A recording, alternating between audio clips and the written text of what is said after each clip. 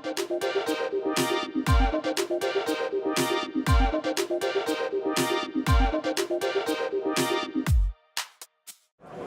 I'm Lee Teschler with EE World and Design World. I'm here with Tony Ochoa from Infineon. And Tony is going to talk to us a little bit about the ultra-scale SoC power management system that we've got on a reference design behind us. Tony, tell us a little bit about what's going on here. Sure, Lee. Thank you. What we have here basically is a reference design that we did with our partners, Avnet as well as Xilinx. This is actually the Ultra Z FPGA SoC board now being introduced to the marketplace. We had to work on a very tight space integrated PMIC solution to deliver the exact voltages for the Zynq Ultra Scale Plus device. What are some of the components on the board that we can see here? And I'll point it with my laser pointer so you can kind of see it. This is the SOM card or system on module being offered to Xilinx customers via Avnet. These are used in actual development systems. So between the SOM card and the carrier card, it's a full development system for a complete FPGA implementation. And I understand that one of the claims to fame of this thing is how it sequences the power to the chip. Can you talk about that a little bit? That's correct. Each FPGA has a unique voltage sequence, usually the core rail, followed by auxiliary rails, followed by SerDes rails.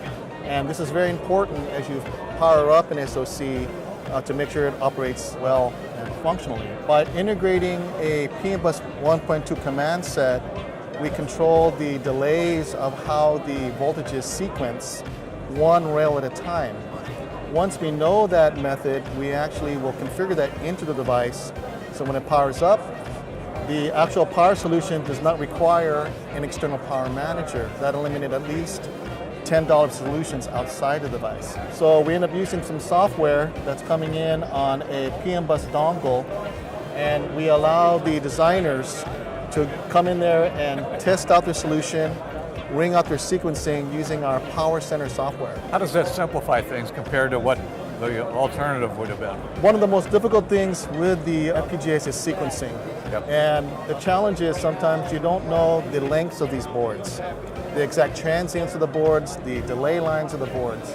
So as an example, let me kind of show you that. Here is a Power Center software where I was actually showing the sequencing rails. The challenge again of designing with FPGAs is voltage sequencing. This is very important for the proper functioning of an FPGA. We end up using our Power Center software where we can control the startup and the power down of each of the voltage rails. Each of the voltage rails can be delayed using delays inside the PMIC. So for instance here you see the voltages of the FPGA, the T-on delay, the T-rise, the T-off delay, and the T-fall. So as an example, you can see each of the rails here represented by the different colors. The on delay you can see with different delay times. The rise controlled as well. And then on the other side, the T-off for each of the signals, and then the T-fall delays.